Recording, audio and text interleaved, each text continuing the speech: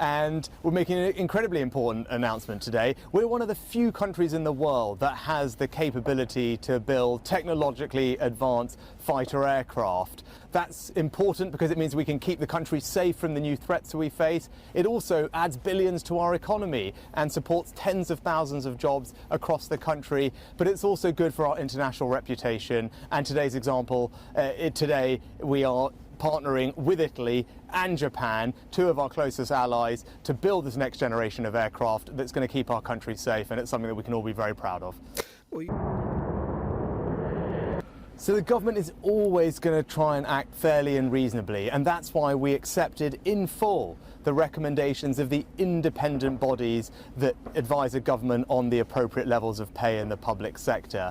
But what I'm not going to do is ask ordinary families up and down the country to pay an extra £1,000 a year to meet the pay demands of the union bosses. That wouldn't be right and it wouldn't be fair. But what I am going to do is ensure that I minimise the disruption to people's lives and make sure that we protect lives. And that's what we're working on right now with resilience and contingency plans, but also looking at tough new laws which will help us do that. But you're right, we're here at an RAF base today. I had the opportunity to say thank you to some of our armed forces personnel, because many of them are going to miss Christmas, to help us deal with the disruption from strikes, whether that's manning border posts or driving ambulances, and we all owe them an enormous debt of gratitude. Okay, I mean,